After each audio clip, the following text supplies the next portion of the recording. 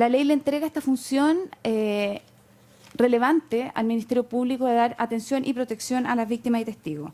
Asimismo, el artículo 78 del Código Procesal Penal se refiere en la práctica a cuál es el trabajo que debíamos realizar nosotros como Ministerio Público, haciendo referencia a la protección de las víctimas, a la disminución de la victimización secundaria, al aseguramiento de la participación de las víctimas en el proceso penal. Y es en ese contexto que nacen lo que son las unidades regionales de atención a víctimas y testigos. Las unidades existen en todas las fiscalías regionales del país, dependemos directamente del fiscal regional, orgánicamente, y básicamente las unidades de atención a víctimas y testigos son equipos multidisciplinarios compuestos por un abogado jefe, asistentes sociales, psicólogos que colaboran con los fiscales y apoyan a los fiscales en el cumplimiento de esta importante función que es darle atención y protección a las víctimas y testigos. ¿Cuáles son nuestros objetivos generales? Principalmente favorecer el ejercicio de los derechos de las víctimas, el derecho a la reparación, el derecho a la protección, entre otros. Evaluar la necesidad de derivar a las víctimas, por ejemplo, a centros de atención. Nosotros como órgano de persecución penal, obviamente, nosotros no otorgamos procesos reparatorios, no entregamos procesos reparatorios a las víctimas, pero sí servimos de nexo muchas veces con instituciones para que, de alguna manera, las víctimas puedan llegar a recibir este servicio de reparación. También nos corresponde facilitar la participación de las víctimas en el proceso penal. Muchas veces cuando se habla de participación nos parece a veces una palabra un poco vacía, porque muchas veces las víctimas en la práctica no tienen acceso a los procesos penales, ya sea porque no tienen información, porque no tienen los recursos, y de esta manera las unidades de víctimas cumplen ese rol. Nosotros debemos velar porque efectivamente la víctima pueda ejercer sus derechos en el contexto del proceso penal y pueda efectivamente participar en este. Y eso lo hacemos a través de la entrega de información, de la asesoría, del acompañamiento de las víctimas durante el proceso penal, incluso del apoyo económico de estas.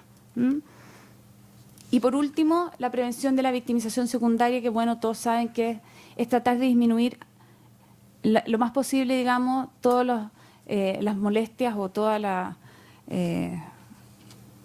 situaciones que tiene que pasar una víctima a lo largo de todo el proceso penal. Dentro de nuestras funciones principales está la de ejecutar prestaciones directas a víctimas y testigos, la de asesorar a los fiscales en la atención y la protección a víctimas y testigos, y trabajamos muy fuertemente con nuestras redes institucionales. ¿Quiénes han sido históricamente nuestros usuarios en las unidades de víctimas? Víctimas de violencia intrafamiliar, testigos que se ven insertos en procesos penales y que están en situación de riesgo, que han sido intimidados, amenazados, víctimas menores de edad, víctimas de delitos sexuales o violencia intrafamiliar, delitos sexuales de adultos, delitos violentos, etc.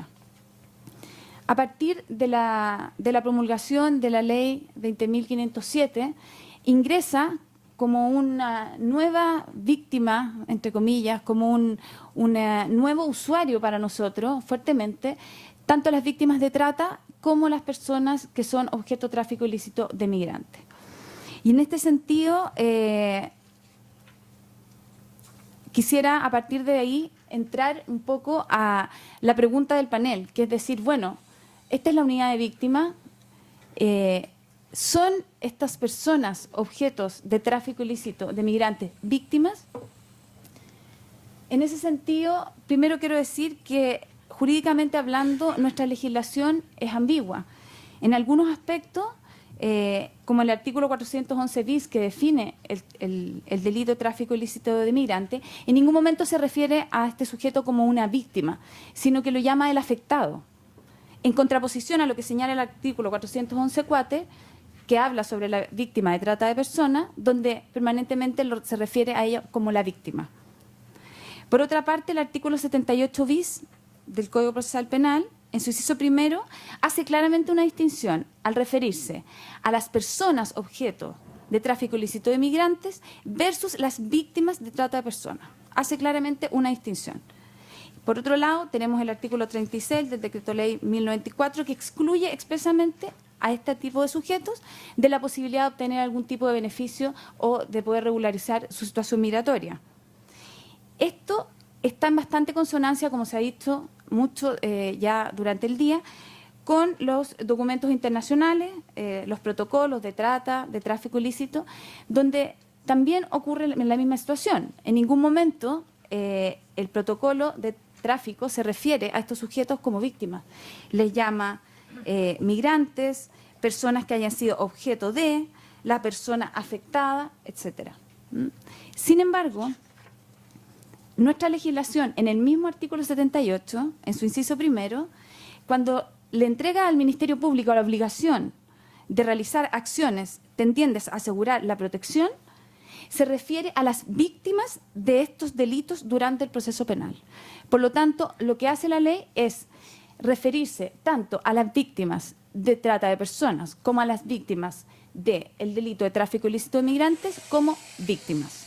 Asimismo, el artículo 78 bis en su inciso final, nuevamente y en forma expresa señala en los casos en que las víctimas de los delitos establecidos en los artículos 411 bis y 411 cuater del Código Penal. Y nuevamente lo que hace la ley es hablar de ambos tipos de delitos del sujeto como víctimas. ¿Y por qué nosotros creemos que hace eso?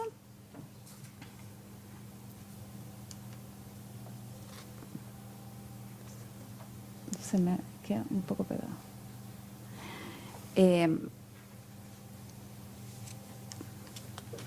Básicamente, nosotros consideramos, y así lo establece la ley expresamente, que lo que le da el carácter de víctima a este tipo de sujetos tiene que ver con la condición de vulnerabilidad de la persona objeto de tráfico ilícito de migrantes.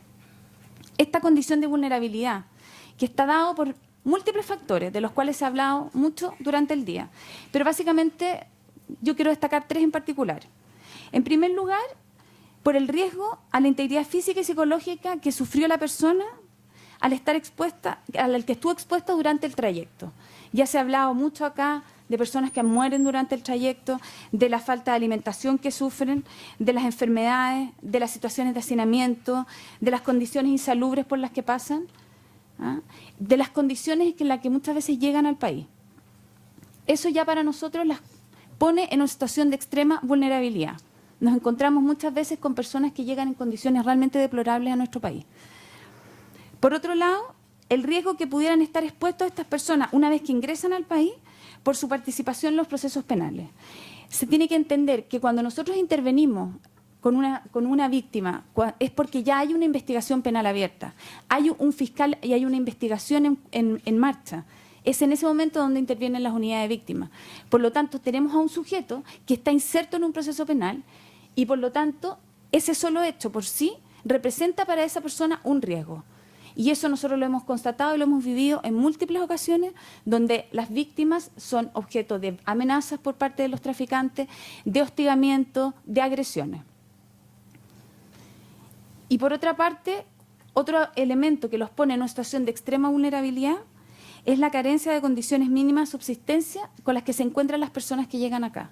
Estamos hablando de personas que no tienen nada, o sea, nosotros hemos recibido personas que no tienen literalmente nada, no tienen ropa, no tienen ni siquiera elementos básicos de higiene. Hemos tenido que comprarles desde escobilla de dientes en adelante, o sea, llegan en una situación de extrema vulnerabilidad porque no tienen literalmente nada. La intervención que hacen las unidades de víctimas con este tipo de víctimas nos ha significado un tremendo desafío, porque nos ha obligado a replantearnos la forma como nosotros hemos intervenido históricamente con las víctimas. En general, en relación con las víctimas de cualquier otro delito, nosotros tenemos modelos de intervención que tienen que ver con intervenciones bien acotadas en ciertos momentos de la investigación, como son el inicio, la denuncia, la toma de declaración, el juicio oral. Sin embargo, este tipo de víctimas nos han obligado a replantearnos ese modelo de intervención, básicamente, en primer lugar, por las condiciones personales de los sujetos con los cuales estamos tratando. Primero nos encontramos con personas con una deprivación cultural importante. muchas veces son personas que vienen recién ingresando al país, en otras ocasiones son personas que ya llevan un tiempo en el país, que no tienen acceso a la salud, no tienen acceso a la educación, se encuentran muchos de ellos en situación de extrema pobreza, no tienen redes de apoyo, no tienen a quién recurrir, y eso los pone en una situación de imposibilidad de generar mecanismos de autoprotección. Por lo tanto, se exponen permanentemente a situaciones de riesgo. La situación de desarraigo en la que se encuentran los hace incapaces de generar mecanismos de autoprotección. Por otro lado, la falta de regularización de su situación migratoria también nos representa a nosotros un tremendo desafío, porque por un lado tenemos personas que están muy asustadas, tienen temor de sus traficados, le tienen miedo en algunos casos, tienen miedo a ser deportados, tienen miedo a que el Estado siga, digamos, procesos penales en su contra. Por lo tanto, generalmente nos encontramos con personas a las cuales nos cuesta mucho llegar, nos cuesta mucho que adhieran a los procesos penales. El desarraigo, que ya lo mencioné. Y también en algunas ocasiones nos hemos encontrado con personas que tienen una relación bastante particular con sus traficantes. Muchas veces el traficante es la única persona, es la única red que ellos tienen. Por lo tanto, son personas que nos hemos encontrado en situaciones en que incluso no quieren declarar en contra de ellos porque les tienen cariño, les tienen aprecio. Es su única red y de alguna manera sienten que están como en deuda con esta persona que los trajo. A pesar de todo, a pesar de las condiciones en las que los traen muchas veces, pero sienten que muchas veces están en deuda con estas personas. Y por último, una característica que de hecho es lo que motiva este panel, es que el sistema no los reconoce como víctimas, al contrario, y ni ellos mismos no se perciben como víctimas, más bien como un testigo calificado en un proceso penal.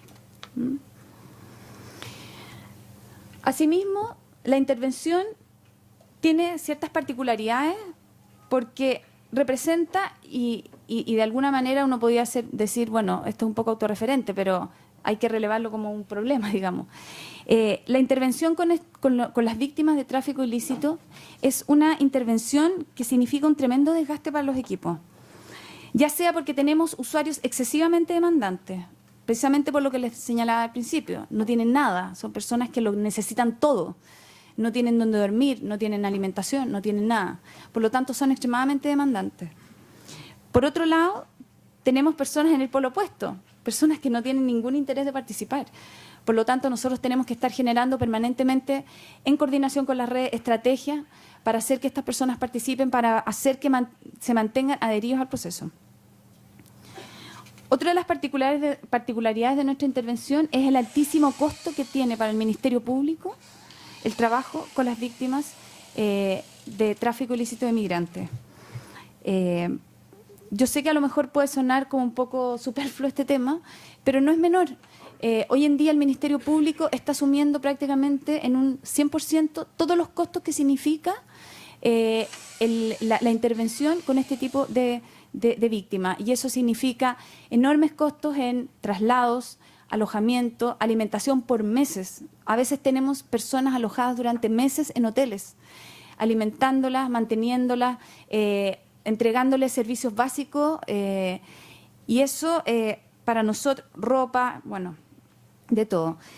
Medidas de protección. Constantemente estamos teniendo que estar entregando elementos de protección, teléfono celular, etcétera, para mantener contacto con las víctimas y así también saber en qué condiciones están, dónde están, etcétera. El seguimiento permanente, en los casos que cuando van a llegar a juicio oral, tenemos que hacer un seguimiento permanente, tenemos que estar con un contacto constante con ellos. Estas particularidades, tanto lo que dice relación con el sujeto, con las víctimas, como la particularidad de la intervención, nos ha obligado a nosotros, por lo menos como Fiscalía Centro Norte, a especializarnos. Nosotros tenemos profesionales actualmente en la unidad de víctimas que se han especializado en el tema porque entendemos que hay que entender esta problemática y hay que saber abordarla de una manera especial. Quisiera contarle un poquito cómo es que nosotros, como unidad de víctimas, trabajamos con con las personas que... con las víctimas de tráfico ilícito. En primer lugar, ¿cómo ingresan las personas? Vuelvo a repetir, nosotros se ha hablado mucho hoy día de la migración y de toda la problemática que acarrea la migración. Para nosotros el tema es súper acotado. Nosotros intervenimos siempre y cuando, en tanto y en cuanto esta persona esté inserta en un proceso penal, cuando hay una investigación abierta y cuando hay un fiscal investigando.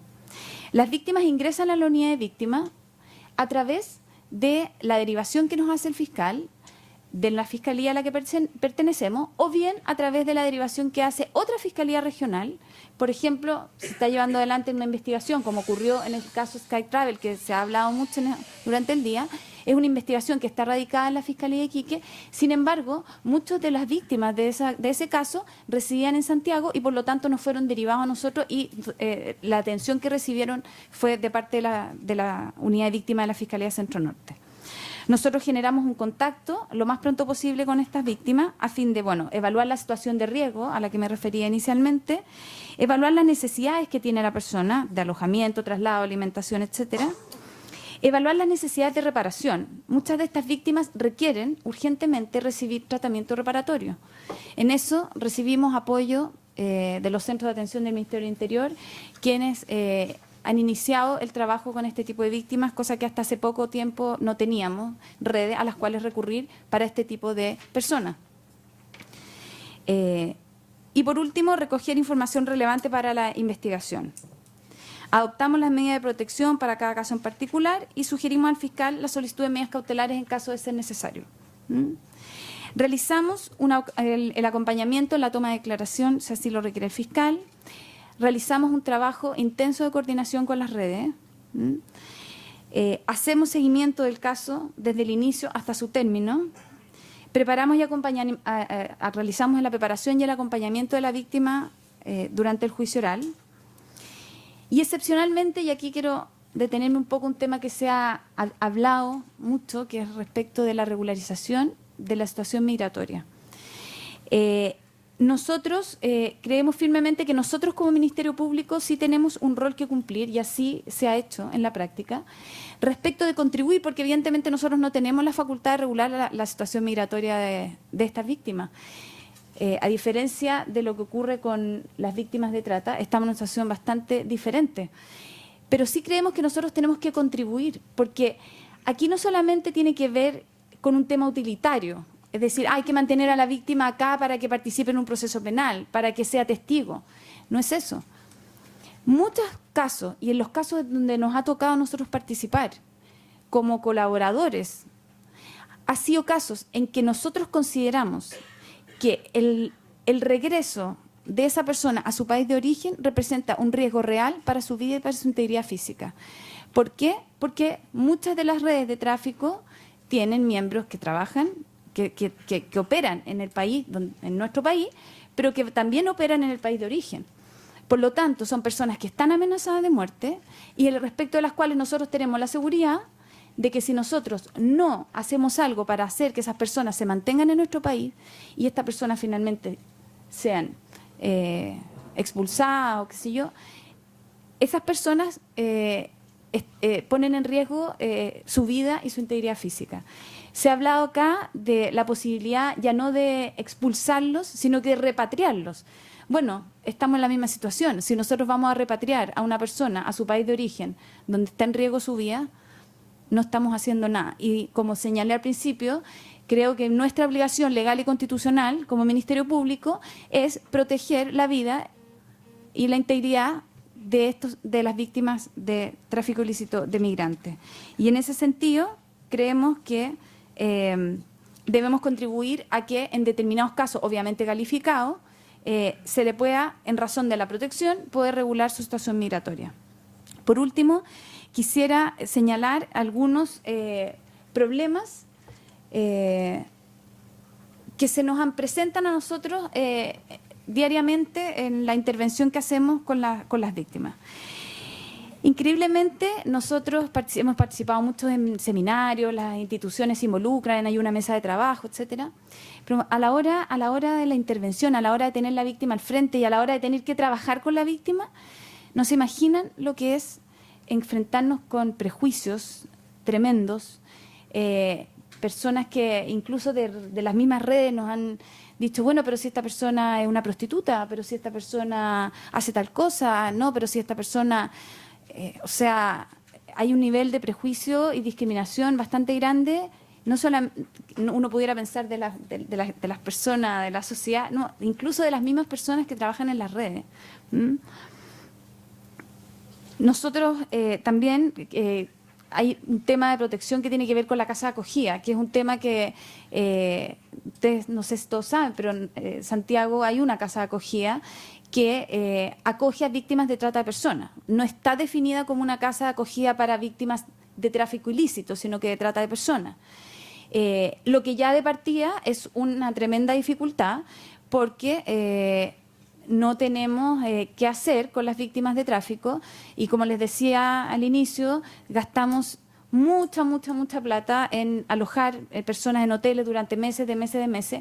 Creemos que este no es solamente un problema del Ministerio Público, creemos que como Estado tenemos que hacernos cargo de generar mecanismos para poder acoger a estas personas y darles una solución al problema que se le presenta de no tener ni siquiera dónde dormir. O sea, y hasta ahora, claro, nosotros hemos suplido esa necesidad, pero también hay que entender que nosotros en el Ministerio Público también tenemos muchas víctimas, atendemos muchísimas víctimas de otros delitos y nuestros presupuestos son limitados y no son...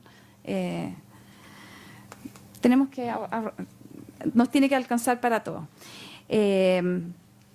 Y por último, ya para terminar, a mí me gustaría repetir una frase hacerme eco de una frase que escuché una vez a otra jefa de una unidad de víctimas que le había tocado participar en un caso de trata y que dijo, me dijo: yo he ido a muchos seminarios donde va mucha gente y todo el mundo opina y hay mesas de trabajo, pero yo el día que tuve una causa de tráfico nunca me sentí tan sola en mi vida.